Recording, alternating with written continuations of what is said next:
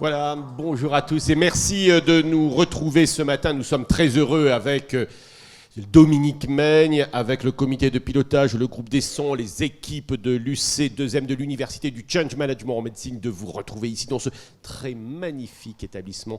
La directrice Élodie Emery nous en parlera dans quelques instants. Nous sommes très heureux de nous retrouver maintenant et ici et maintenant pour ce colloque annuel de l'Université du Change Management en médecine. Vous en conviendrez, l'actualité de la santé s'y prête. J'en profite d'ailleurs pour saluer nos confrères et amis journalistes qui nous suivent.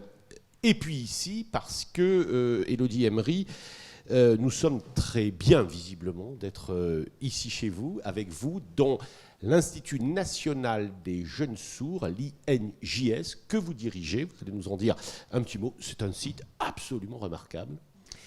Et vous nous direz également ce que vous faites, parce que le site est très beau, mais je crois que ce que vous faites aussi est évidemment extrêmement intéressant, et en tout cas intéressera notre auditoire, celles et ceux qui nous regardent ce matin et cet après-midi.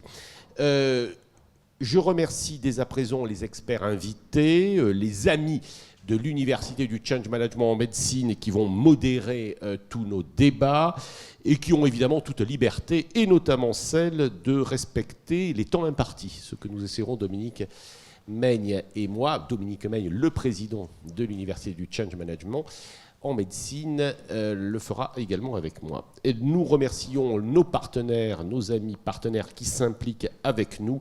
Je les cite avec beaucoup de plaisir. Les entreprises General Electric, la Médicale, Viviewer, Segap, nos amis de BVA, la Veille, évidemment Hortus, et Manager Santé. Je les salue tout particulièrement. Élodie Emery, merci de nous accueillir chez vous. Bon, je crois que c'est ouvert. Alors, un mot sur, je le disais, votre très bel établissement. Alors, merci, cher Pascal Morel, cher directeur. Merci, Monsieur le Président. Vraiment ravi de vous accueillir ici. C'est vrai que c'est un lieu qui n'est pas tout à fait traditionnel pour des rencontres sur le change management, sur la médecine aiguë, mais c'est un lieu assez emblématique des interactions qui peuvent avoir lieu entre le social, le soin, la médecine et puis la prévention. Enfin, beaucoup de problématiques se rejoignent ici. Donc, l'Institut national de jeunes sourds, c'est un établissement public national qui dépend du ministère de la Santé.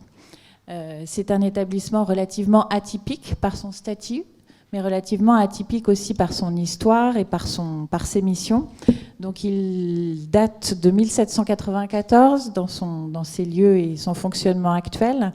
Il a été fondé par la mission et le travail de l'abbé de l'Épée, qui n'a jamais exercé ici. L'abbé de l'Épée, la rue que vous avez peut-être empruntée. Oui, nous sommes ici dans le 5e arrondissement, dans le 6e, 5e, au vrai cœur de Paris. Au vrai cœur de Paris. Juste derrière le Jardin du Luxembourg, notamment. C'est ça, vous traversez le boulevard Saint-Michel, vous êtes dans le 6e. Ouais. Et il y a des bâtiments extraordinaires, et puis il y a un jardin que nos amis verront. Je ne sais pas si l'équipe d'Emmanuel pourra le filmer. Si, bien sûr. Il paraît qu'il y a un film d'ailleurs. Il y a un tournage actuellement, effectivement. C'est un lieu qui sert... Un parc de combien de mètres carrés ? 4000 hectares, je pense. Au cœur de Paris. Au cœur de Paris. Dans le cœur du cœur de Paris. Il paraît que le bureau de la directrice est magnifique. Oui, mais ça, c'est un secret. Mais effectivement, on a aujourd'hui, pour faire court, une triple mission. Donc le cœur de métier, c'est l'accompagnement d'enfants et de jeunes sourds de 3 à 20 ans sur leur parcours de vie. Donc parcours médical, certes, pour tout ce qui est suivi ORL, orthophonie, parcours scolaire sur une vingtaine de sites d'inclusion et ici, en intramuros, et puis parcours social, puisque la plupart des jeunes qui sont inscrits et suivis par nous ont des problématiques sociales relativement complexes ou des pathologies associées. Donc ça, c'est vraiment le cœur de métier. On a aussi une mission qui prend de plus en plus d'importance, c'est de participer à l'information, la sensibilisation du grand public des politiques sur la surdité. sur ce handicap, et puis essayer de créer un pôle de référence et d'expertise sur ce champ en partenariat avec l'Institut national des jeunes aveugles qui est situé à Duroc, pour essayer de mettre en place un sensopôle, pour essayer de bâtir davantage de synergie et dynamique entre acteurs privés publics sur le champ des déficiences sensorielles au service d'une amélioration des parcours. C'est une initiative que vous prenez ou une initiative des pouvoirs publics et qui vous engage dans ces... Comprends. Oui, Comprends. Pour éclairer les pouvoirs publics. Un sensopôle, oui. Il faut qu'on communique là-dessus. Je trouve que c'est une très bonne idée. Voilà. Et donc une dernière mission qui est liée à l'histoire de ce lieu, à la beauté du patrimoine effectivement, et aussi au fait qu'on est le berceau historique, puisque c'est le premier établissement public au monde pour les sourds, qui a fait ensuite des petits dans le reste du monde, et notamment aux États-Unis, à Hartford. Et donc on a des archives et une bibliothèque historique extrêmement riche. Donc une des missions, c'est de valoriser ce patrimoine historique, culturel. Il y a actuellement une exposition au Panthéon, jusqu'au 6 octobre, je vous invite à aller la voir, sur l'histoire silencieuse des sourds. Voilà. Vous avez des liens internationaux avec les autres établissements ? On a un partenariat avec le Japon, avec l'université de Tsukuba, bien sûr un partenariat historique avec Hartford, l'université d'Hartford, et des partenariats un peu plus liés à des histoires et des compétences rares ici avec les Seychelles et l'île Maurice. Non pour les vacances de l'équipe de direction, mais pour... essayer d'instruire les minorités sourdes sur ces territoires pour fonder les bases d'une langue des signes et faire en sorte qu'ils accèdent à l'éducation. Oui. Alors, il y a d'autres établissements en France, un peu voisins ou... Nous sommes 5 à être régis par donc l'Institut national des jeunes aveugles, qui est situé à Duroc, l'Institut national des jeunes sourds de Metz, de Chambéry et de Bordeaux. Et ça, j'allais dire, ça suffit pour prendre en charge les jeunes sourds, notamment ? Non, c'est vraiment un statut particulier d'institut national, historique, avec une tutelle spécifique, des modalités de fonctionnement spécifiques. En revanche, il y a énormément d'établissements privés sur le territoire qui interviennent en service ou en établissement. À votre avis ? En région Île-de-France, nous sommes 23. Il doit y avoir, je sais pas, 200 établissements et services. Je ne sais pas si tous nos amis qui sont là, hospitaliers notamment, connaissent tout ça. Enfin, vous nous direz. Dominique, prenez le micro. Je pense que c'est pas si connu que ça, mais enfin, je pense que dans la communauté un peu corporatiste des directeurs d'hôpitaux, on a toujours été, alors je le dis parce qu'Élodie n'aura pas le droit de le dire, on a toujours été attentif au fait que globalement, cet établissement reste dans le tropisme sanitaire, je ne sais pas si on peut le dire comme ça, et donc dans le champ qui est celui des politiques que nous suivons et que donc nous animons. Donc c'est un établissement qui est resté, parce que je crois savoir qu'il y a un débat il y a toujours eu un débat historique entre est-ce que c'est un établissement d'éducation, est-ce que c'est un établissement dans le champ du sanitaire et du médico-social. Voilà, bon. La présence d'Élodie, compte tenu de son parcours et de son mode de nomination et de la tutelle, montre que cet établissement reste... Élodie, vous êtes directrice d'hôpital. On vous a connu à la Fédération hospitalière de France. Mais notamment. C'est un établissement d'éducation. Enfin, vraiment, je le revendique, puisque notre mission, c'est vraiment faire en sorte d'accompagner les jeunes pour leur autonomie dans l'insertion socio-professionnelle.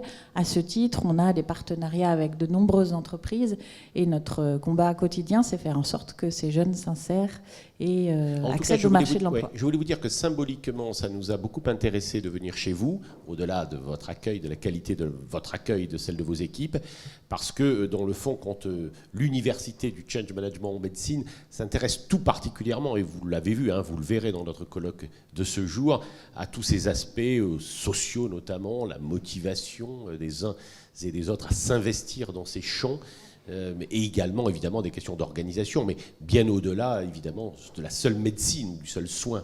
Donc je trouve qu'il y a de ce point de vue-là des liens très étroits entre nous. J'espère que vous participerez également à nos travaux. Oui. Et qui était l'abbé de l'Épée ? Rappelez-nous un peu historiquement. Tout le monde a l'impression de le connaître, mais sans le connaître. L'abbé de l'Épée, il est donc sa date de naissance, ça date de 1690. Il a en fait posé les bases de l'éducation et de poser les bases de la langue des signes à partir de l'observation de sœurs jumelles qui communiquaient entre elles par signes, et donc a décidé de les instruire. Alors initialement pour leur transmettre les textes bibliques et l'éducation religieuse, et puis ensuite il a fondé une école rue des Moulins à côté de l'Opéra à Paris, et après sa mort, l'État a repris cette mission et l'a mis en œuvre dans cet institut. Vous êtes investi, parce que je sais qu'il y a toujours un débat chez les jeunes sourds, c'est la langue des signes ou la verbalisation, c'est ça ? L'oralisation. L'oralisme, pardon.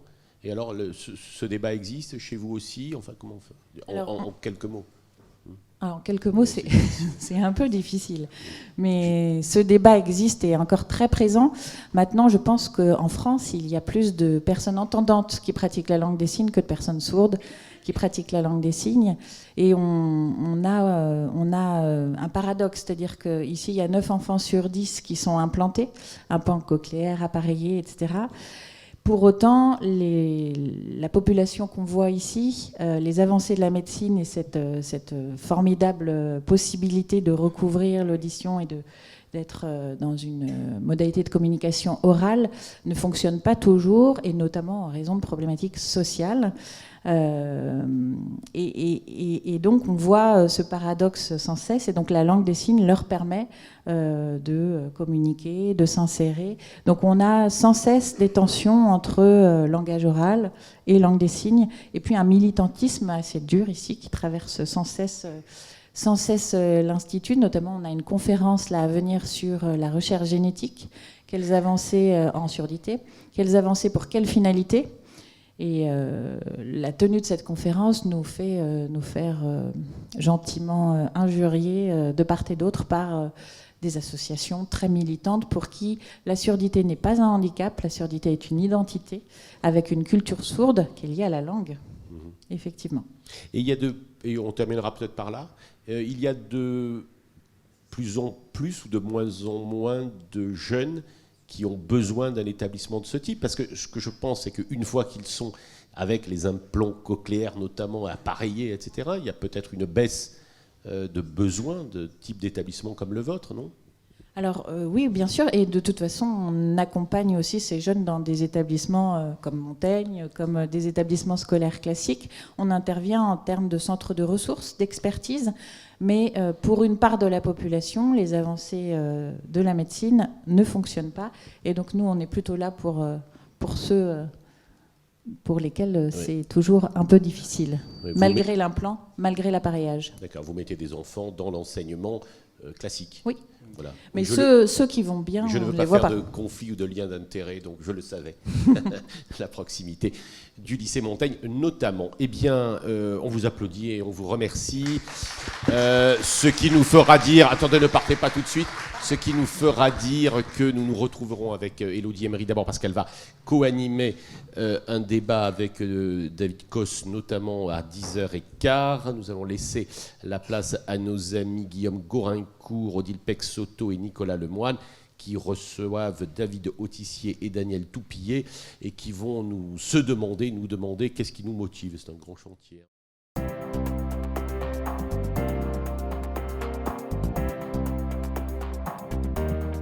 Bonjour à tous, merci Pascal pour cette introduction. On va commencer cette session pour un petit mot d'introduction de mes différents co-modérateurs. Je vais peut-être demander à Odile, si tu veux bien commencer. Alors, ravi de participer à l'animation de cette table ronde. Je ne vais pas prendre beaucoup de temps, juste pour placer un petit contexte. Moi, je viens des sciences humaines et sociales. À BVA, on écoute beaucoup les professionnels de santé, bien sûr, mais on écoute aussi beaucoup les patients, beaucoup la population. Aujourd'hui, avec ce qui se passe dans les médias, il y a quelque chose qui est en train de changer. On parle beaucoup des incivilités du grand public aux urgences, ça fait la une des médias, mais le cœur de la population est complètement en soutien des soignants actuellement. Et il y a quelque chose que je vois poindre, moi, qui est un petit peu dangereux, auquel il faut veiller, c'est-à-dire que les patients, finalement, n'osent plus trop parler à leur médecin parce qu'ils savent que le temps médical est devenu extrêmement précieux, Et donc, ils n'osent plus leur dire l'intégralité des problèmes qu'ils ont, etc. Ils se réfrènent. Et ça, c'est pas du tout bien pour le soin, tout simplement. Il faut qu'à un moment... Donc, il y a ce problème-là. Autre problème aussi que je vois, moi, pour poser le paysage, c'est que l'hôpital est en décalage vraiment fort dans un contexte humain qui est difficile, comme vous le savez, par rapport à la société. Vous attendez un bus, vous savez qu'il y a 2 minutes, n'importe quel service public, il y a les gestions de files d'attente, vous savez combien de temps vous attendez. À l'hôpital, on attend, on ne sait pas combien de temps, on ne sait pas quoi, on ne sait pas qui. Donc ça, c'est très en décalage. Après, on est dans une ère de la personnalisation. Vous pouvez vous faire des baskets uniques au monde sur n'importe quel site internet, etc. À l'hôpital, vous rentrez, vous êtes un numéro, on vous met tout. Je caricature, mais c'est quand même le cas encore dans beaucoup d'établissements. On vous met tout nu sur une blouse, dans une blouse ouverte à tous les vents. Vous vous sentez en vulnérabilité et vous êtes un numéro. Donc il y a ce décalage-là qui est... Les soignants ne s'en rendent pas compte, mais vraiment pour un patient, c'est rentrer dans une 3e dimension encore quand on va à l'hôpital. Donc ça, c'est encore une marche de plus qu'il ne faut pas oublier. Et puis dernier point, et ça concerne tout le monde, les soignants bien sûr, mais aussi les patients, la pression du temps. Aujourd'hui, finalement, on voudrait nous faire marcher au rythme du temps de la machine. Or, c'est un complet contresens. Les machines sont là pour nous faire gagner du temps, et notamment dégager du temps pour la relation avec le patient, etc. Et un peu partout quand même, tout le monde se met une pression pour aller au rythme de la machine. Et ça, c'est un point de vigilance qu'il faut avoir.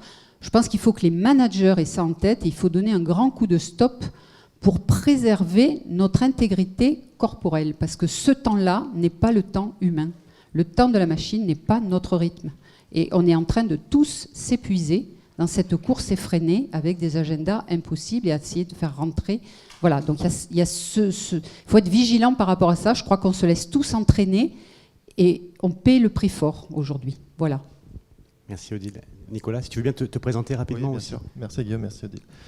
Bonjour, Nicolas Lemoine, je suis le directeur d'une société de conseil qui s'appelle CEGAP, qui accompagne les établissements publics et notamment la fonction publique hospitalière sur des sujets de performance. Alors, je me suis fait remarquer tout à l'heure avec le terme performance, et j'espère que je n'ai pas dit un gros mot.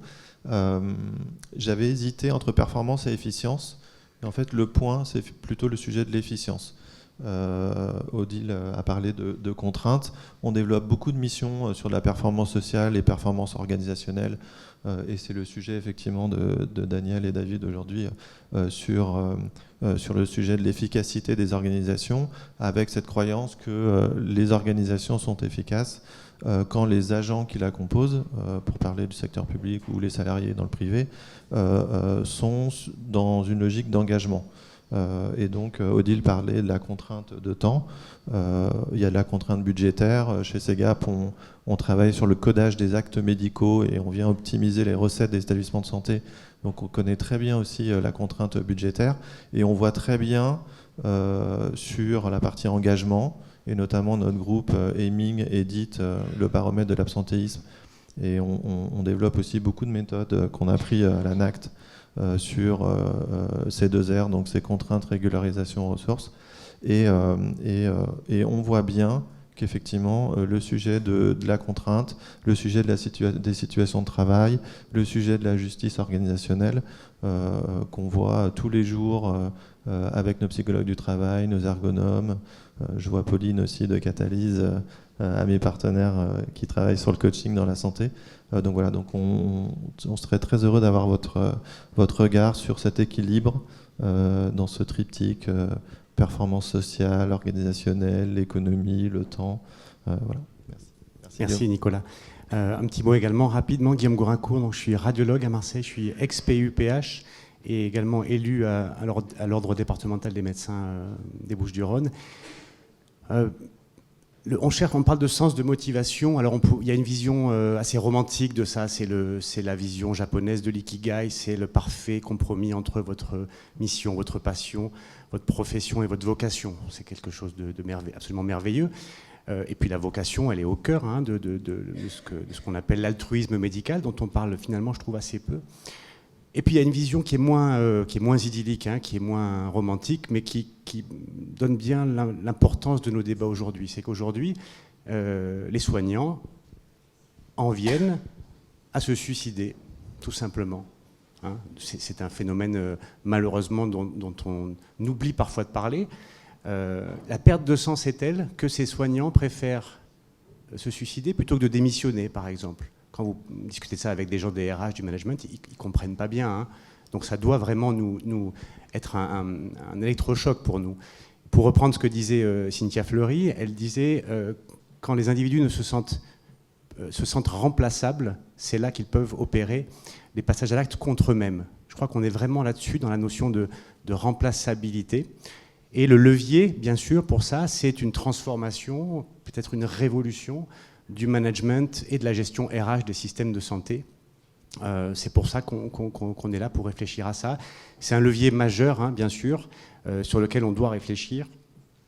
Et voilà, il y a plein de pistes. Vous allez aussi nous éclairer. On parle de, bien sûr, on sent qu'il y a un besoin de participation, d'horizontalité, de mettre fin à ce système très pyramidal. On entend des mots comme le leadership liquide. Il faut effectivement que le leadership il circule dans les équipes parce que le leader et l'expert pour un sujet n'est pas le leader et l'expert pour l'autre sujet. Donc il faut accepter ça également. Et tout ça, c'est mettre en œuvre ces nouveaux process. On sent que la demande des jeunes, elle est très forte. La demande des moins jeunes aussi, elle est très forte. Je me mets dans les moins jeunes. Mais la demande, elle est également très forte parce que c'est un facteur aussi d'attractivité majeure pour notre système de santé. Voilà. On vous écoute, David et Daniel. Merci beaucoup.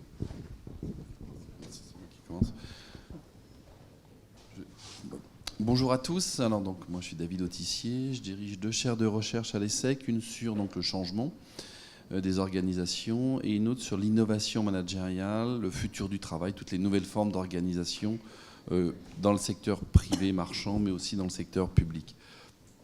Et beaucoup de travaux donc, sur ces thématiques-là. Donc j'ai la charge effectivement d'essayer de voir un tout petit peu ce qu'on entend par engagement, désengagement.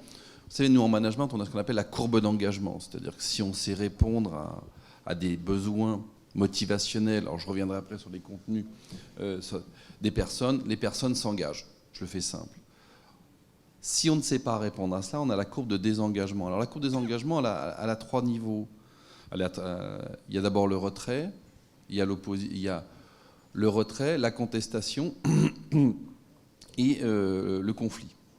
J'en avais oublié un, dans ce que tu mentionnais, c'est que les personnes en arrivent à des situations critiques d'un point de vue personnel. Effectivement, je ne l'avais pas intégré dans ma courbe, mais c'est un élément. Donc, on a souvent un côté, comme tu le disais, un peu romantique, l'engagement, le côté un peu héroïque, on va partir, mais si les conditions ne sont pas remplies, ou si le système ne permet pas, effectivement, on peut aussi rentrer dans des spirales de désengagement. Alors, on a l'immobilisme qui est la forme un peu neutre, mais on peut aussi aller par rapport à ça. D'où l'importance de s'intéresser aux conditions, dirais-je, collectives qui vont favoriser, parce qu'on est sur des dimensions psychosociologiques, donc avec des variables qui sont difficiles à manier. Ça, c'était mon engagement-désengagement. Deuxième élément, en introduction, quand j'avais commencé ma carrière, j'avais un patron qui nous réunissait, qui disait « Je veux que vous soyez à 200%. » Alors, tout le monde se regardait, 200%. Alors. Et il y a toujours quelqu'un qui levait la main et qui disait « Je ne veux pas travailler le soir. » Ou la nuit, considérant que le 200% était 2 fois 100%. Et à chaque fois, il nous faisait le coup. Alors après, les habitués disaient « Laisse-le venir, etc. » Et il nous disait la chose suivante. Il disait « Les 200%, ce n'est pas simplement dans le temps présentiel. C'est dans l'intensité de résolution dans laquelle vous êtes. Donc effectivement, être à 200%, ça veut dire je suis là, je prends la situation et je vais essayer de trouver une solution, de faire avancer le système. Donc là, on a encore une notion d'engagement qui serait dans la notion, dirais-je, de ce que les anglo-saxons vont appeler le delivery, la résolution, le crantage, d'aller un tout petit peu plus loin. On a tous eu ces expériences de réunions un peu foireuses. Enfin, nous, c'est les universitaires, donc vous avez des réunions sérieuses. Vous avez un vrai métier. Donc, et vous dites, mais... Et en général, la réunion, c'est quoi? C'est qu'il y a quelqu'un qui va se dire, et si on faisait comme ça? C'est-à-dire qui va, entre guillemets, prendre le lead, comme on dit en bon français, qui va s'engager, qui va dire, et si on faisait ça? Et si on faisait comme ça? En associant les personnes, etc. Donc il y a bien cette notion aussi, alors d'efficience, de performance, etc. Donc il y a... Le débat entre performance et efficience est intéressant. Si on entend performance par une notion purement économique, oui. Mais l'idée, c'est que nos systèmes collectifs sont là pour produire quelque chose. Ils sont là pour produire quelque chose en optimisant les ressources avec le maximum de résultats. Alors on peut avoir les deux avis. Optimisation des ressources, maximum de résultats. Je continue, mais moi j'avais fait un travail un jour sur le coût caché des réunions. Et j'avais dit aux contrôleurs de gestion, arrêtez d'embêter les gens sur l'achat des gommes et des crayons et regardez plutôt le temps qu'on dépense pour rien dans des réunions. Ce qui m'a valu une popularité très forte chez les contrôleurs de gestion et les financiers. Parce que derrière, et là il y a tous ces temps et l'utilité de ces temps. Et c'est une question, je dirais même quasi écologique en termes de ressources, pas ressources environnementales, mais même nos ressources personnelles. Et là, on sent que c'est l'engagement des personnes qui va faire à un moment donné que, effectivement, l'engagement au sens je prends ma responsabilité et je décide de cranter et d'associer et d'avancer, etc. Je reviendrai un tout petit peu, mais il y a des notions de perte de sens. On travaille beaucoup sur la création de sens. Il y a une phrase d'un sociologue qui s'appelle Yves Clos. Yves Clos disait « Les gens ne sont pas fatigués de travailler, mais de mal travailler ». J'aime beaucoup son expression du mal-travail. Et il disait, qu'est-ce que c'est que le mal-travail? Enfin, qu'entendons-nous par mal-travail? C'est, ou mal-travailler plutôt, ce serait plus juste, c'est qu'à un moment donné, les personnes pensent que ce qu'elles réalisent n'a pas d'impact, n'a pas d'efficacité, je vais parler comme ça, n'a pas de sens. Et donc c'est assez intéressant. Et effectivement, aujourd'hui, on voit toute une littérature qui se dit finalement... dans nos fonctionnements, quels sont les temps où on est dans le vrai travail et quels sont dans les temps quand on est dans ce qu'on pourrait appeler le faux travail. J'aime pas beaucoup l'expression, mais je vais appeler ça le travail parasite. Et là, il y a des vraies questions de recentrage, et ça aussi, ça c'est important. Donc, premier élément, enfin moi que je voulais partager avec vous, c'est ce qui, aujourd'hui, on a eu depuis longtemps la théorie, ce qu'on appelle les théories motivationnelles, avec, je fais simple, les besoins de Maslow. Les personnes ont des besoins, si je réponds à ces besoins, les personnes sont motivées, donc elles travaillent. Je le fais de manière simple. Aujourd'hui, on parle d'engagement et moins de motivation. Plusieurs choses. Et dans l'engagement, on a ce qu'on appelle les fenêtres d'engagement. Ce qu'on appelle les fenêtres d'engagement, c'est ce qu'on appelle un temps court et un temps long. En fonction de votre âge, de votre énergie, de tout ce que vous avez des engagements qui sont plus ou moins forts. Vous savez, il y a un texte que j'avais écrit il y a longtemps qui disait « Les nouveaux sont toujours gentils ». Alors, vous savez, quand quelqu'un arrive dans une organisation, mais il est gentil avec tout le monde. En général, sauf avoir quelques pathologies, dirais-je, personnelles, narcissiques. Je sais que vous en avez tous en tête, mais bon, globalement. Pourquoi? Parce que quand on arrive dans un job, on va s'engager, on va essayer de faire des choses, etc. Donc il y a un temps par rapport à ça. Puis après, il y a ce qu'on appelle un temps court qui est lié plus, non pas à votre relation au collectif et à ce que vous allez faire dans le collectif, mais à vos états, dirais-je, névrotiques, affectifs. À des moments donnés, on arrive le matin, on est en forme, on n'est pas en forme. Enfin, voilà. Parce que Céline Bareil, une auteure, j'insiste beaucoup, comme le disent nos Québécois, je te regarde parce que je sais que ça te fait plaisir, une auteure québécoise qui dit ce qu'elle appelle le modèle des préoccupations. Le matin, nous arrivons tous au travail et nous avons un modèle de préoccupation qui est à multiniveau. Hein. Des fois, je suis plus préoccupé par un problème que je peux avoir avec mes enfants que par le job. Alors bien sûr, j'essaie d'être professionnel, mais globalement, tout ça se multiplie. Donc aujourd'hui, on va parler d'engagement avec ces temps, entre guillemets, longs et ces temps courts et ces fenêtres d'engagement. Et les individus vont se mettre dans cette logique de delivery. Donc ça, c'est le premier message que je voulais mentionner. Ensuite, vous connaissez tous cette stat Gallup que l'on voit partout. Alors après, il y a des débats sur ça. Sur le désengagement. Alors, si on regarde les chiffres, on s'aperçoit que globalement, allez, je vais prendre les désengagés et les non engagés, on est quand même à 90% de gens. Alors, après, c'est toujours compliqué ces évaluations, dirais-je, parce qu'on est un tout petit peu dans une notion, un peu dans un courant déclinologue où il faut faire peur, où on va tous mourir, ou demain, et puis rien.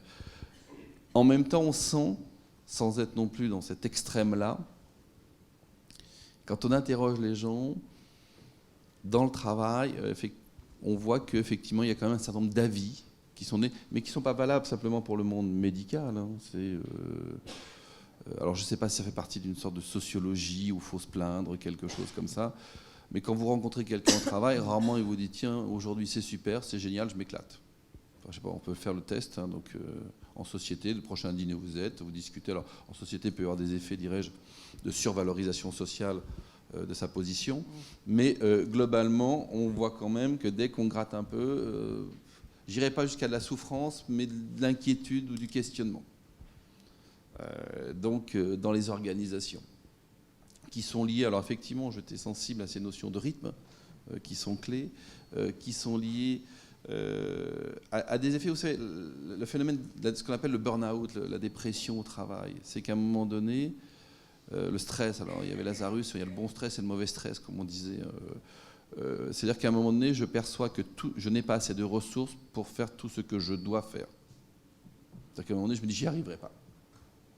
C'est ça le burn-out et le phénomène dépressif. Enfin, et donc, par rapport à ça, aujourd'hui, dans nos organisations, on a effectivement multiplié les tâches. Alors après, en caché, pas en caché, etc. Et là, ça pose des questions. Donc, ce qui fait qu'aujourd'hui, on a des personnes qui disent « j'ai tout ça à faire, je ne m'en sortirai pas ». Après, il y a peut-être des notions d'organisation du travail. Nous, on a amené une expérience qui était comment faire gagner 1 heure par jour à quelqu'un, dans une entreprise. Donc, on a pris des groupes de managers. Et puis, gentiment, ils m'ont dit « vous savez, nous c'est sérieux ce qu'on fait, on n'a pas le temps, on ne peut pas dégager 1 heure par jour ». J'aurais dit « oui, puis moi, je suis une feignasse de prof ». Ils m'ont dit, c'est pas ce qu'on voulait dire. Non, mais c'était juste pour... Ça aussi, c'est pour vous réveiller de temps en temps. Et j'ai dit, on va faire un travail, on va prendre votre agenda, on va tout lister sur 1 mois, 1 semaine, très simple. Hein. Puis après, on va mettre ça, vous savez, dans la matrice d'Eisenhower, où on met les activités en termes d'importance et de temps. Mais finalement, c'était extrêmement facile de gagner 1 heure. Alors j'avais dit, c'est 1 heure de liberté. C'est pas 1 heure où on va faire autre chose.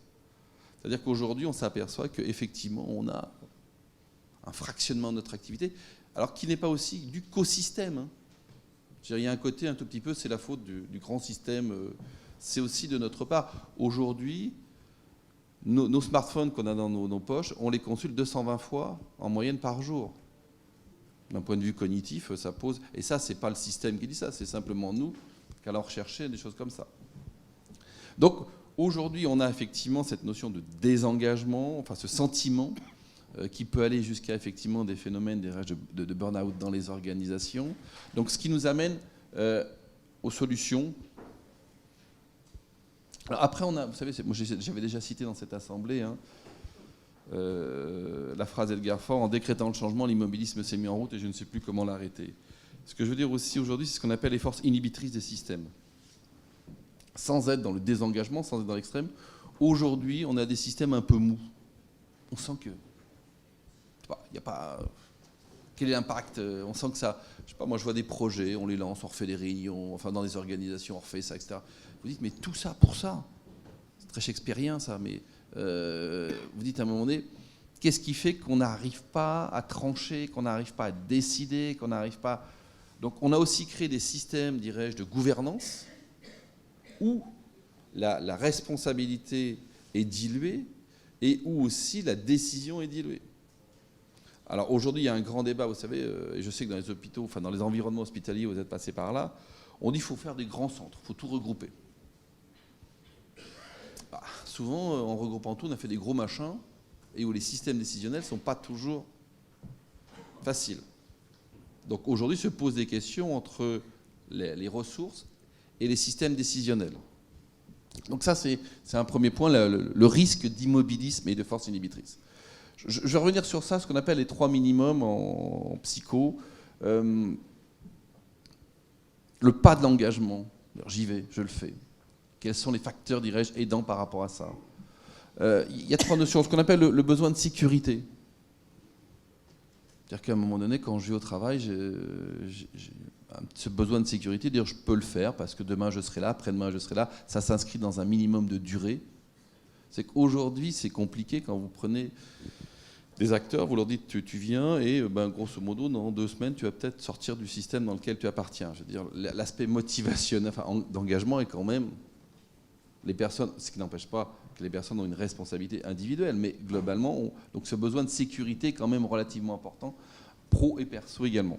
Le besoin de reconnaissance, ce grand débat que l'on a sur la reconnaissance.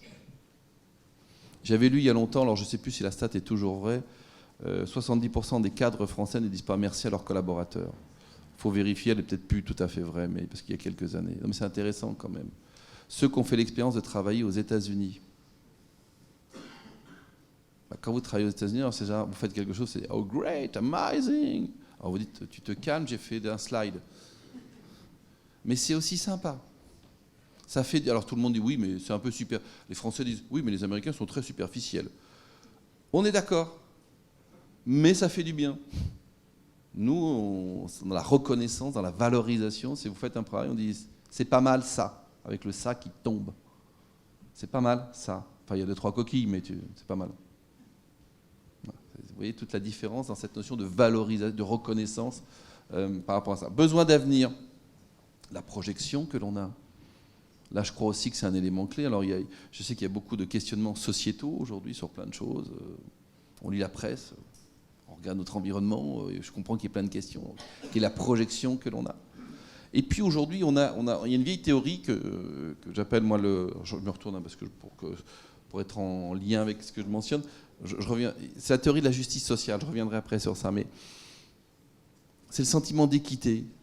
Aujourd'hui, parce que je crois, alors beaucoup de travaux sont faits sur ça, c'est des vieilles théories, c'est John Rawls, donc ça date depuis quand même très longtemps, la théorie de la justice sociale. Mais aujourd'hui, nous sommes dans un monde surinformationnel et tout le monde va juger de sa situation par rapport aux autres. Et est-ce que c'est juste ou pas juste ? Et donc je développe un sentiment d'injustice. La montée du populisme n'est pas... On est en plein sur cela. C'est-à-dire que ça joue. Regardez les autres qui sont comme ça. Regardez ça. Donc aujourd'hui, parce que 220 manipulations par jour, vous passez plus de temps avec votre smartphone qu'avec votre conjoint, votre conjointe. Non, je plaisante. Mais c'est quand même intéressant, c'est-à-dire que... Après, je vous invite à regarder tous les travaux de Lachaud qui ont été faits sur pourquoi on va chercher, pourquoi on est attiré par cela, ce média, mais c'est quand même assez intéressant. Donc, on va toujours être en train de s'analyser. Donc, il y a ces 3 besoins et puis cette perception de justice ou d'injustice qui est prééminente. Dernier élément, presque avant-dernier élément, parce que je suis... Il y a un auteur américain qui s'appelle Karl Emanuel Weick, qui a travaillé sur une théorie qu'on appelle le sense making, la fabrication du sens. J'aime bien ce mot sense making. C'est-à-dire que nous, dans sa culture très nord-américaine, ça se fabrique. Nous, souvent, il y a un petit côté sense giving. Alors, c'est avec mon accent français, ça peut amener à différentes interprétations. Mais le sens qui est donné ou le sens qui est construit. Souvent, on attend un peu des institutions qu'il y ait quelque chose qui tombe. Vous l'avez dit donc tout à l'heure, cet établissement, c'est l'histoire. Ça existe depuis un certain temps, puis ça bouge, et puis il y a des choses qui se font, etc. Vous construisez du sens au quotidien, vous êtes en construction, etc. Et alors bien sûr, on utilise le passé qui aide dans la construction des mythes, des éléments qui sont fondateurs à toute institution. Nous, on a fait un travail, donc les travaux de Weick sont assez intéressants parce qu'il dit finalement, il y a une construction de sens qui se fait dans les relations que les personnes ont entre elles et dans la relation qu'elles ont au collectif, au pluriel, excusez-moi. Et nous, on a refait un travail sur, on a interrogé des centaines de personnes, qu'est-ce qui fait sens pour vous dans l'organisation ? Alors tout de suite, on va penser au métier. Non. On a eu un modèle qu'on appelle spatial. Ce qui fait sens pour les gens, dans un premier temps, c'est leur poste de travail, leur environnement de travail, les relations qu'ils ont avec les personnes, la facilité, etc. Donc on a déjà un élément on pense toujours. Donc ça, c'était le premier niveau, dirais-je, de création de sens. Ce qui veut dire que, moi j'insiste beaucoup sur les lieux de travail, sur effectivement, vous rentrez dans cette cour, il y a un truc qui se passe. Enfin, je veux dire, voilà, vous rentrez, vous avez dit, je viens et j'ai le poids de l'histoire sur les épaules. Et donc, il va falloir que je continue un peu parce que pour qu'on dise plus tard, je suis passé là. Moi, j'ai eu la chance de faire mes études dans un établissement qui s'appelle la Sorbonne.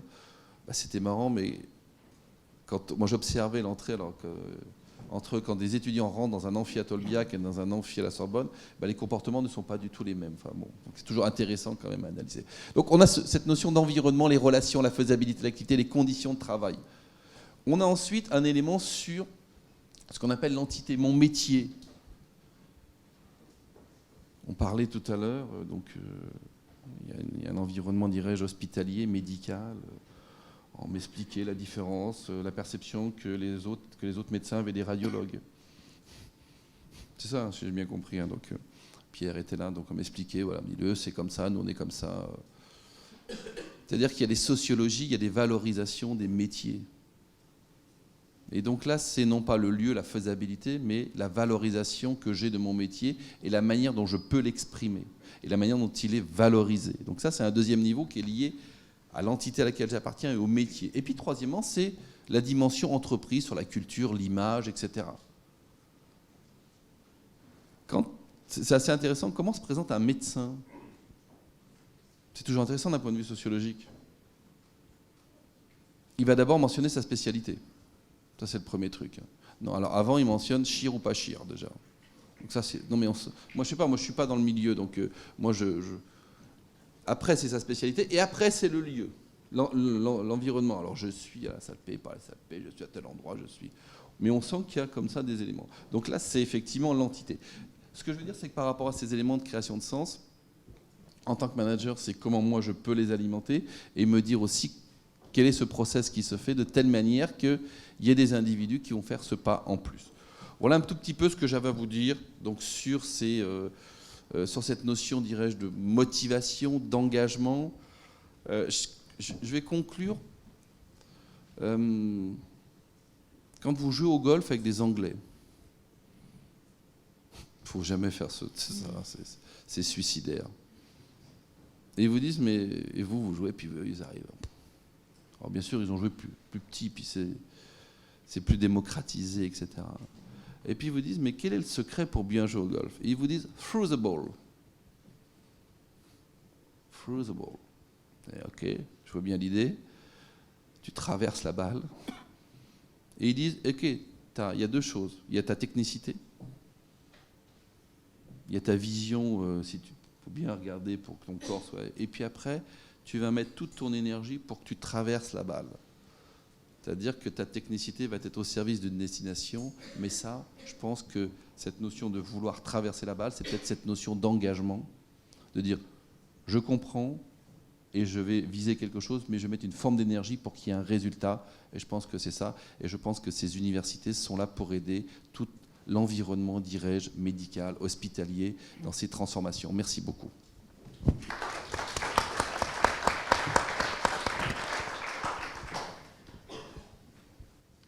Bonjour mesdames et messieurs, je suis Danielle Toupillier, directrice d'hôpital de formation. J'ai exercé, je viens de terminer ma carrière à l'État, j'ai exercé la moitié de mon temps à l'hôpital, la moitié de mon temps dans les établissements d'État, et mon dernier poste occupé était le poste de directrice générale du Centre national de gestion en charge des praticiens hospitaliers, des personnels enseignants et hospitaliers et des directeurs de la fonction publique hospitalière. Donc mon propos, alors j'en profite pour remercier Pascal Morel, Dominique Meigne de leur invitation, faire quelques petits coucous dans la salle à Anne-Marie Armenteras de Saxé, qui a fait comme moi finalement aussi un parcours hospitalier-État et qui a été ma tutelle au ministère de la Santé. Marie-Audie Sayer et beaucoup de collègues et amis que je vois dans la salle, médecins et directeurs notamment. Et puis j'en profite pour saluer le bel engagement d'Élodie Emery, que je suis heureuse de voir toujours dans cette belle activité de l'INGS. Alors mon propos va être le fruit à la fois de lecture, bien évidemment, comme beaucoup, mais également d'enquêtes et d'études que nous avons menées dans le cadre du Centre national de gestion, à la fois sur les personnels médicaux et sur la totalité des personnels, hospitaliers, quel que soit leur grade, quel que soit leur statut, et qui nous a permis finalement de travailler sur comment moderniser une politique des ressources humaines dans l'univers de la fonction publique hospitalière en particulier. Alors, il est apparu assez vite que nous avions, comme vous l'avez d'ailleurs rappelé, on va se rejoindre sur un très grand nombre de points avec David Autissier, 6 grands facteurs de motivation qui sont apparus au cours des études que nous avons pu mener. Notamment, c'est autour de le poste occupé, la fonction occupée.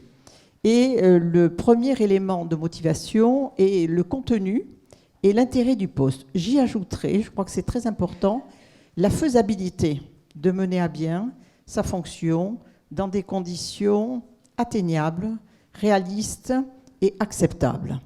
Et notamment, je trouve très intéressant que vous ayez développé cette notion du temps, puisque les études que nous avions faites ont permis de montrer l'écart entre les sujets importants pour les professionnels, quel que soit leur grade et leur statut, et en même temps, est-ce qu'ils étaient satisfaits de leurs conditions.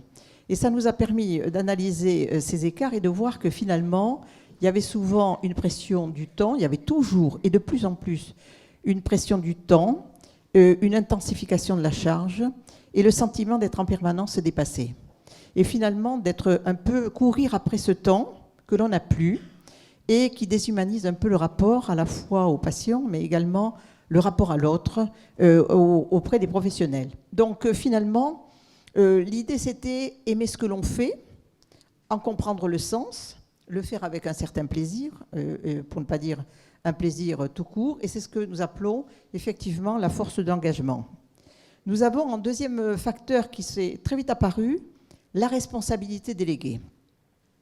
Nous avons affaire à des professionnels qualifiés, à des professionnels qui ont besoin d'avoir un principe d'autonomie révélé et qui, finalement, ont besoin à la fois d'être appréciés, d'être reconnus dans la fonction qui est la leur.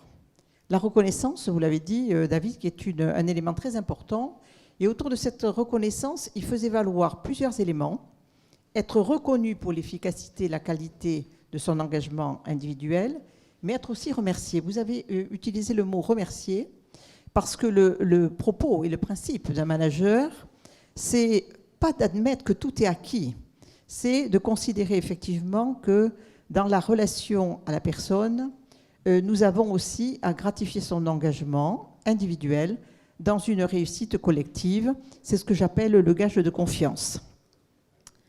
La quatrième dimension, c'est la promotion professionnelle et le développement ou le développement personnel, qui est source souvent de réussite et donc un facteur de réussite déclaré par les professionnels. Le cinquième élément, qui est apparu en 5e position, c'est dans l'ordre de présentation des éléments extraits de nos études et enquêtes, c'est la juste rémunération pour son implication personnelle. Et c'est considéré comme un facteur de motivation. Ça n'est pas l'élément premier, mais c'est un élément extrêmement important parce qu'il apprécie effectivement l'efficacité et la manière dont les managers reçoivent et admettent le travail que l'on fait. Vous l'avez dit aussi, le 6e élément, qui est la sécurisation, à la fois sur le plan professionnel, mais également la sécurisation dans les conditions de vie au travail, qui est avec 2 facteurs qui y sont associés. Et les 2 études que nous avons croisées, personnels médicaux et tout personnel confondu, a montré que finalement, dans cette sécurisation, il faut gérer la situation de la gestion des conflits et assurer la prévention des risques psychosociaux, qui est un facteur qui s'est accru au cours des dernières années. C'est la nécessité de protection, finalement. L'établissement employeur vous doit protection, et c'est un élément qui est apparu important pour les professionnels. À ceci peut s'ajouter le statut social. Lorsque j'ai rencontré beaucoup de médecins, praticiens, pharmaciens, odontologistes, m'ont dit finalement, on a perdu notre statut social. Ce statut social, ce n'est pas la gloire ou les titres. C'est une reconnaissance de la position que l'on a dans la société et c'est aussi un gage, en quelque sorte, personnel de reconnaissance et c'est important dans le regard des autres. les avantages en nature, pour certains, qui sont évoqués, liés au métier, le bureau, la voiture de fonction, éventuellement des participations à des déplacements extérieurs, le téléphone, l'ordinateur, l'environnement professionnel nécessaire. Voilà les 6 facteurs de motivation qui sont apparus au travers de nos enquêtes, qui ont été confirmés tout au long des années d'observation qui ont été les nôtres. Alors finalement, la question posée, c'est comment donner plus de sens, je dirais même comment redonner plus de sens, à la fois au secteur de santé, comment plus intéresser les professionnels et comment assurer l'efficacité des organisations. Alors déjà, qui doit redonner le sens ? Il est apparu très vite dans toutes les enquêtes que nous avons menées qu'il y a bien entendu les dirigeants, mais il y a aussi tous les managers, cadres supérieurs et cadres intermédiaires, et que la notion de management de proximité prenait ici toute sa place et sa nécessité. Nous avons également posé la question, finalement, pourquoi redonner plus de sens ? Alors, il y a 2 éléments qui sont apparus aussi dans les enquêtes que nous avons menées. D'abord, pour mine de rien, on a eu l'impression de dire pendant de très nombreuses années, finalement, quand on est à l'hôpital, on y reste. Et aujourd'hui, depuis quelques années, il est très important de fidéliser les personnels, à la fois dans l'intensité de leur engagement, mais également dans la durée de leur engagement. C'est peut-être le premier facteur que je mettrai. Et puis le deuxième facteur, qui est aussi la vie des institutions, c'est d'attirer les nouveaux talents pour faire face aux défis et aux grands challenges institutionnels des établissements. Alors, comment redonner du sens ? Alors là, nous avons identifié un certain nombre de facteurs et nous avons défini, si vous voulez, un plan d'action que je pourrais résumer rapidement en 12 grandes actions à mener soit conjointement, soit séparément, mais qui me paraissent être extrêmement importants et qui rejoint le propos de David Autissier. Le premier, c'est finalement piloter et partager les enjeux, avec notamment s'appuyant particulièrement sur le management de proximité, qui me paraît extrêmement important parce que c'est un moteur évident de l'engagement et de l'action que l'on va mener à court terme, à long terme et éventuellement s'inscrire dans la durée. Le deuxième élément, c'est associer les personnels. Alors, par une communication interne et externe à la fois régulière, simple, accessible et qui se porte autour des valeurs. Parce qu'on a beaucoup dit, finalement, c'est désuet de parler du service public hospitalier, de son engagement. Toutes les études que nous avons menées, alors elles sont peut-être éventuellement à relativiser, mais ont démontré l'importance de cet engagement et de ces valeurs qui sont portées, qui sont communément portées, et qui créent finalement un sentiment d'appartenance et qui créent aussi la cohésion interne de l'établissement, avec notamment la mobilisation de l'intelligence collective. C'est ce que j'appelle l'image de marque institutionnelle et la promotion de l'activité par les personnels eux-mêmes. Lorsque vous écoutez, nous avons fait des enquêtes qui ont démontré que des personnels insatisfaits portent une communication négative de leur environnement professionnel à l'extérieur de leur établissement. Et ça, si on veut qu'une image de marque institutionnelle soit garantie et renforcée, il est très important que les personnels se sentent bien dans le secteur et l'environnement dans lequel ils sont pour promouvoir aussi leur activité et l'établissement. Positionner les cadres, ça c'est un élément extrêmement important. Les soutenir, les reconnaître bien sûr, au travers notamment des formations, de l'évaluation et de la recherche finalement en leur donnant des éléments aussi de valorisation financière, mais surtout des délégations parce qu'il y a un principe de responsabilisation des acteurs et des délégations claires à la fois pour l'organisation et le fonctionnement des services dont ils ont la responsabilité. C'est à la fois une reconnaissance de leurs compétences, mais c'est également une sécurisation de la mission qu'on leur confie. Clarifier le rôle sur des bases coopératives, par une intégration dans le projet d'établissement et dans le projet médical partagé d'un volet ressources humaines. On s'est rendu compte beaucoup que dans les projets d'établissement, Dans les projets médicaux, le volet des ressources humaines, ça allait de soi. Rien ne va de soi. Il est très important de le définir, de faire une stratégie institutionnelle autour du management et des ressources humaines, travailler sur le champ des compétences, sur les mobilités, sur tout ce qui est la promotion et la reconnaissance, tout ce qui est l'anticipation des nouveaux défis, des nouveaux métiers, avec les transformations numériques, avec les transformations technologiques, les transformations scientifiques qui sont majeures et qui s'accélèrent aujourd'hui. Donc ça, on est plutôt sur le champ d'un développement de gestion prévisionnelle des emplois et des compétences et des métiers de demain, et bien entendu une GPEC qui est régulièrement actualisée. Le 5e élément, c'est valoriser symboliquement et financièrement les fonctions de représentation institutionnelle. Je pense notamment au président de CME, chef de pôle, mais ça doit s'étendre aux chefs de service, aux responsabilités qui sont déléguées. Et quand je dis symbolique, c'est le bureau, c'est une secrétaire, ça n'a l'air de rien, mais dans la facilitation du travail de représentation, ce sont des éléments extrêmement importants qui assurent à la fois la responsabilité et la reconnaissance de l'engagement dans le collectif et dans la démarche collective. Le 6e élément, c'est donner des délégations claires aux chefs de pôle et je dirais par déclinaison aux chefs de service, délégation à la fois de compétences, mais délégation aussi de signature.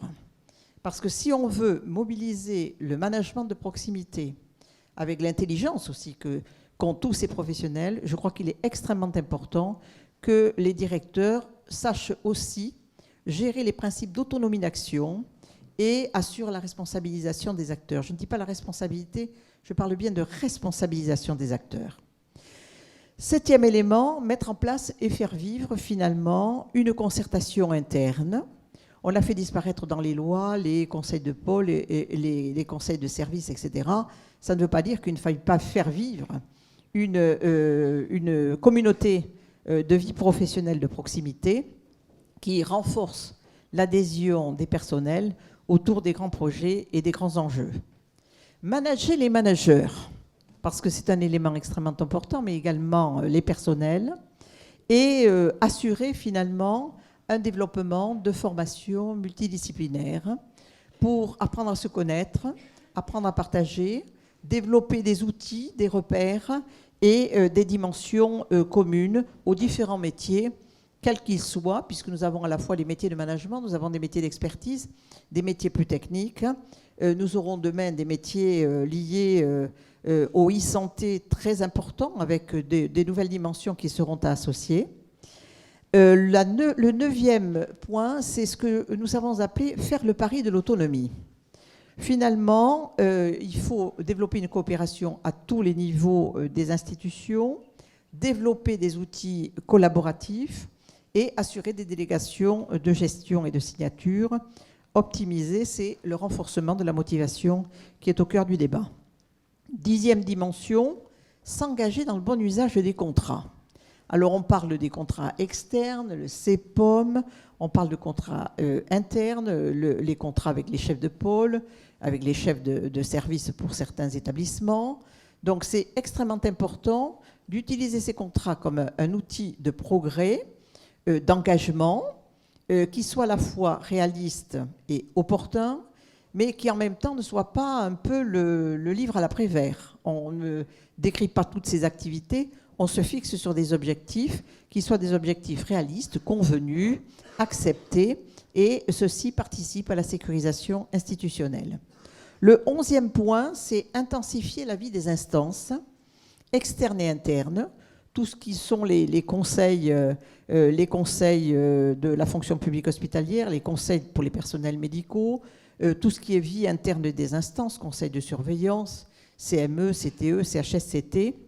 C'est extrêmement important parce qu'il y a le partage des enjeux et il y a le développement du partenariat social qui est important autour du dialogue social, savoir dialoguer autrement, puisque vous savez que dans la loi de la fonction publique actuelle et qui va être déclinée dans des textes réglementaires, nous avons quand même cette notion de diminution de compétences, de changement de compétences, des périmètres de compétences, notamment des commissions administratives paritaires, de certaines instances nationales. Donc il va falloir réinventer un dialogue social un peu autrement. Et en 12e point, qui me paraît très important, c'est développer ce que l'on a appelé, notamment avec la communauté des directeurs, mais ça vaut aussi pour les praticiens hospitaliers et les personnels enseignants et hospitaliers, c'est développer finalement un partenariat éthique et responsable avec l'État. Il y a toujours des doutes finalement, quelle est l'intention des uns et quelle est la capacité des autres. Je crois que plus on connaît ces contraintes, les contraintes des uns et des autres, plus on les accepte, plus on les partage. Et je crois que la relation à la confiance entre l'appareil d'État et les établissements relevant du champ de la santé me paraissent extrêmement importants pour développer finalement une meilleure compréhension, partager les enjeux et s'inscrire effectivement dans des projets tout à fait forts, importants et qui motivent l'engagement de l'ensemble des professionnels. Voilà ce que je voulais dire un petit peu sur les éléments de motivation et comment finalement donner du sens ou redonner du sens à ce système de santé pour, vu par les professionnels qui ont quand même beaucoup d'attentes aujourd'hui. Merci beaucoup. Merci beaucoup, Daniel et David, pour la clarté de vos diagnostics, pour reprendre le sémantique médical et la pertinence de vos préconisations. Est-ce qu'il y a des remarques ou des questions dans la salle? Pascal nous laisse le temps pour une question. Une remarque. Dominique. C'est vrai que c'est enrichissant d'entendre tout ce qui a été à la fois apporté par David et contextualisé par Daniel, et on voit qu'il y a quand même un outillage fort. Bon, maintenant, la réalité, quand même, aujourd'hui, c'est une très large déprime, c'est un sentiment de déclassement, notamment dans les personnels médicaux. Comment,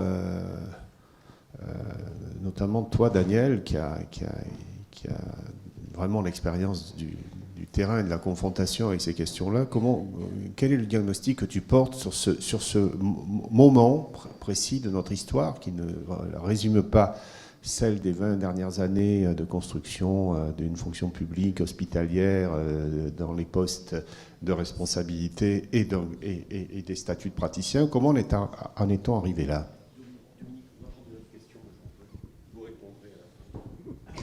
Dans la lignée de la question, je prends ma casquette chef de pôle depuis une vingtaine d'années. Donc j'entends tout ce que vous avez dit. J'adhère tout à fait. La nouvelle loi HPST donnait normalement au chef de pôle liberté pour les plans d'action. Je peux vous dire que moi, le budget, j'ai un contrat de pôle, mais j'ai plus l'impression qu'on me surveille avec le contrat de pôle plutôt qu'on me donne une autonomie pour la gestion. Deuxième question, c'est à l'aube des GHT et puis de la relation ville-hôpital. Tout ce que vous avez dit est vrai dans un hôpital, mais on nous demande de réfléchir sur un territoire et donc on n'a pas forcément les moyens en adéquation avec vos préconisations. Tu voulais? D'abord, merci parce que tout ce que vous venez de dire donne envie, c'est vrai. Par contre, j'ai l'habitude de faire les escaliers dans les deux sens. C'est-à-dire de me trouver ici et puis de me trouver au bloc opératoire. Et en fait, si vous voulez, ce qui est très surprenant, c'est toutes les bonnes intentions qu'on a ici et comment on les vit mal sur le terrain. Première notion, pourquoi y a-t-il tant de difficultés entre l'étage du haut et le rez-de-chaussée? Deuxième notion, c'est le délai, parce que ce que nous a dit Daniel Toupillier, j'y adhère intégralement en tant qu'ancien secrétaire de la conférence des CHU, de CME, mais il y a 10 ans, c'était ce qu'on attendait. Pourquoi un tel délai à passer dans les actes? Et troisième remarque, c'est que si on veut faire ceci, il n'y a pas 36 solutions. Celui qui va participer à des notions de rencontre, de réflexion, d'organisation, il ne sera ni aux consultations, ni au bloc opératoire. Qui prévoit les budgets nécessaires pour ceci? Ce n'est pas seulement la voiture d'accompagnement qu'il faut prévoir. C'est le temps nécessaire à cette organisation qui n'est pas prévu du tout dans aucune réforme et dans aucune proposition soumise à nos directeurs qui font comme ils peuvent. Je ne sais pas s'il y a des réponses possibles en 1 minute, Daniel, mais le temps imparti est celui-là. Oui. En revanche, je pense que nous répondrons tout au long de notre colloque de la journée à ces questions qui sont évidemment des questions importantes et de bon sens. Alors, dans les études que nous avons menées, s'agissant des médecins, puisque la question était posée clairement sur le corps médical, l'une des interrogations et des évidences signalées par tous les médecins, quelle que soit leur spécialité, quel que soit leur statut et leur discipline d'exercice et leur quantité de temps de travailler, c'était finalement, on a accéléré les réformes.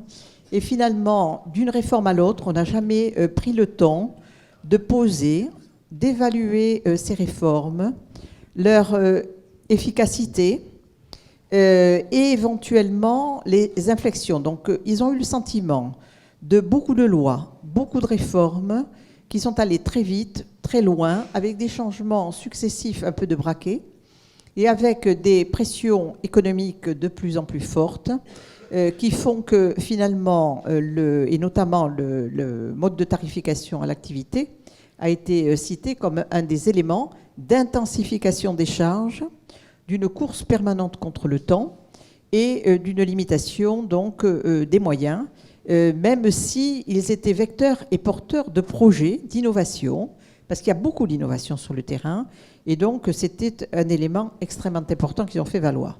Alors vous avez parlé du financement des contrats de pôle, j'entends bien, je connais bien cette situation pour l'avoir vécu à la fois vu par les directeurs et vu par les chefs de pôle et chefs de service.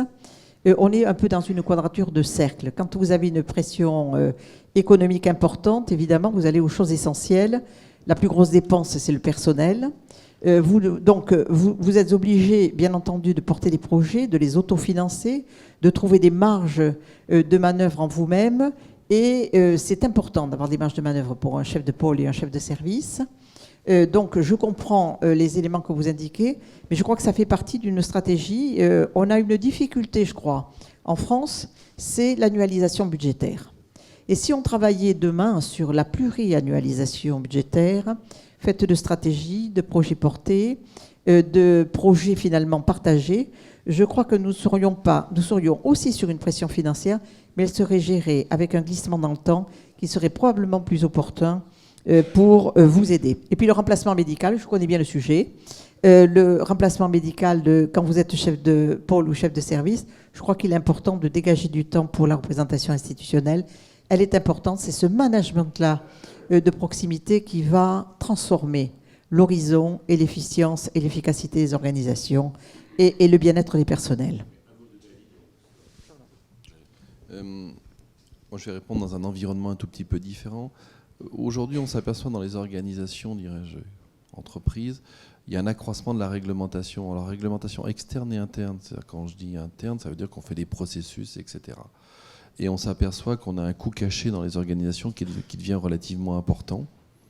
Et se pose la question aujourd'hui, parce on a fait une étude qui montrait dans une organisation x5 en 20 ans en termes de réglementation. L'impact que ça. Les sociologues appellent ça la société de la peur. Parce que ça veut dire que plus on réglemente, moins on fait confiance aux personnes. Et ça, c'est un point clé, je veux dire même sociétal aujourd'hui. C'est-à-dire avec un paradoxe qu'on nourrit tout un chacun.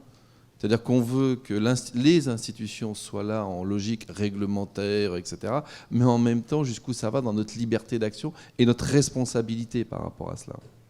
Et je crois qu'aujourd'hui, une des voies, c'est effectivement, alors je comprends cette notion de rareté de la ressource, on la comprend tous, hein, mais derrière, jusqu'où on laisse de l'autonomie aux personnes, jusqu'où on les laisse faire, jusqu'où on les laisse faire des choses. Et ça, je pense que c'est clé. Et si je comprends aussi la psychologie, dirais-je, du médecin, il veut être autonome, il va avoir ses marges de manœuvre. Et là, je pense qu'il y a non seulement un champ, dirais-je, d'optimisation, de bonne gestion des ressources, etc., mais derrière, sur la liberté qu'on laisse aux personnes dans les organisations. Et là, je sais qu'il y a un certain nombre d'acteurs qui sont la tutelle, je sais qu'il y a un certain nombre d'acteurs. Moi, je le dis à mes instances ministérielles, laissez-nous travailler, arrêtez de nous embêter avec plein de trucs, faites-nous confiance, nous ne sommes pas, dirais-je, des personnes. Donc je pense qu'aujourd'hui, Et la question qui se pose en design organisationnel, et pourquoi ça a mis autant de temps, ça veut dire qu'on est... moi, j'avais écrit un article qui était « La réforme est morte, vive la transformation ». C'est-à-dire que les réformes, on en a, ça s'empile, etc. Aujourd'hui, c'est... Nous, en gestion du changement, on dit il y a deux choses. Je termine, Pascal, je suis un peu long, excuse-moi. Il y a la cible et le chemin. Autant la tutelle doit définir la cible, autant le chemin, laisser les gens faire. Mais laissez-les faire. Alors c'est vrai que ça va donner aussi une logique où ce qui sera fait à Nîmes ne sera pas la même chose qui sera fait à Marseille. Mais c'est ça aussi la liberté, entre guillemets, et la responsabilité. Merci beaucoup. Et là, oui, la volonté, le chemin. Merci. Merci.